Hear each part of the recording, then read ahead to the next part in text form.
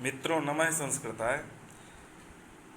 आज हम श्री भर्तहरि विरचित नीति शतकम का 12वां श्लोक पढ़ेंगे। आइए श्लोक पढ़ते हैं। शास्त्रोपस्कृत शब्द सुंदर गिरः शिष्य प्रदेयागमा विख्याताः कवयो वसन्ति विषये यस्य प्रभोर्निर्धना तज्जाड्यं वसुधाधिपस्य सुधया त्वर्थं विनापीश्वरा कुत्स्याशुकुपरीक्षका न मणयो यैरर्घतय पातिता। यहाँ पर ये बताया गया है, शास्त्रोपस्कृत शब्द सुंदर गिरह, माने शास्त्रों के द्वारा जो जिसकी वाणी सुसंस्कृत है, शास्त्रों के द्वारा जिसके मुख से शास्त्र निकलते हैं, जिसकी वाणी शास्त्रों से सुसंस्कृत है, ऐसे वचन जो सुंदर हैं, ऐसी वाणी, गिरह माने वाणी, ऐसे सुंदर वचनों की वाणी। कैसे सुंदर वचनों की वाणी? जिससे शास्त्र जो है वो क्या होते हैं? शास्त्रों के द्वारा सुसंस्कृत। ऐसी वाणी शास्त्रों के द्वारा जो संस्कृत, जिससे शास्त्र निकलते हैं। शिष्य प्रदेयागमा मीन्स शिष्यों के द्वारा। शिष्य प्रदेयागमा माने शिष्यों के द्वारा, माने शिष्यों को देने के लिए जो क्या है? योग्य है। शिष्यों को देने के लिए जो वाणी क्या है? योग्य है।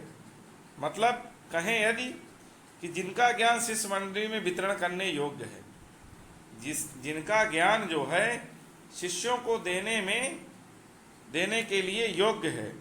विख्याता कवयो वसन्ति विषये यस्य प्रभोर्निर्धना। विख्याता कवयो वसन्ति विषये, विख्यात हैं कौन? कवि। ऐसे विख्यात कवि जो है, वसंती माने रहते हैं, विषय माने राज्य में, यस्य माने जिस प्रभु के, निर्धना माने निर्धन, माने ऐसे निर्धन कवि जिस राजा के राज्य में रहते हैं। विषय माने स्थान में या राज्य में।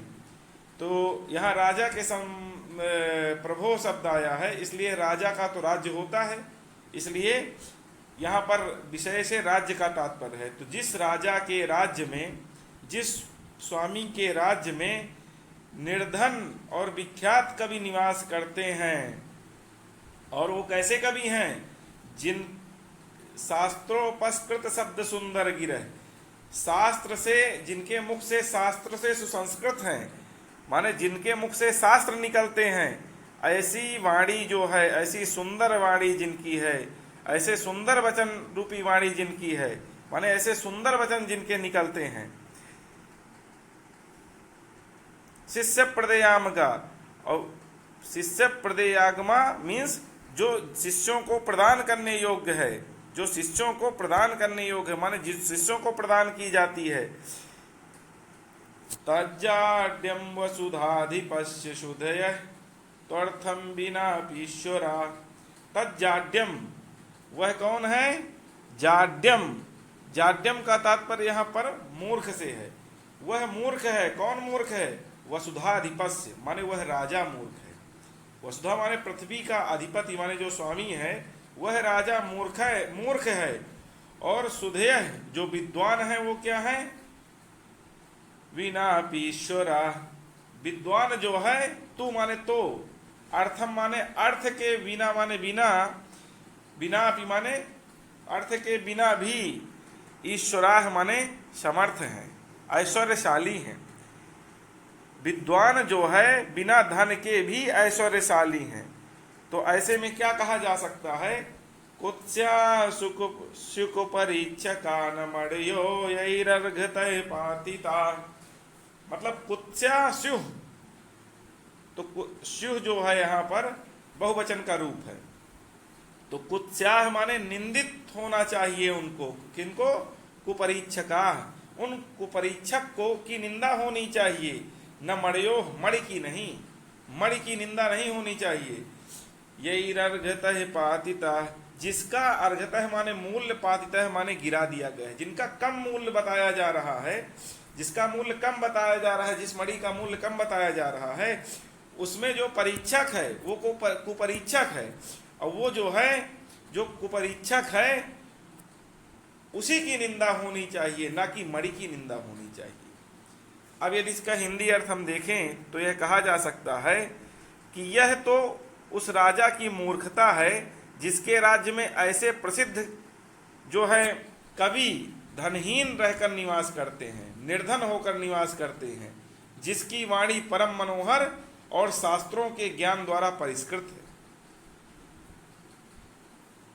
जिसकी वाणी परम मनोहर है, सुंदर है, और शास्त्रों के ज्ञान से क्या है, सुसंस्कृत है, माने परिष्कृत है, और जिनका ज्ञान शिष्यों में वितरण करने के योग्य है, जिनका ज्ञान शिष्यों को देने के योग्य है, ऐसे विद्वान तो धन के बिना भी महान हैं, माने पूज्य हैं, ऐश्वर्यशाली हैं।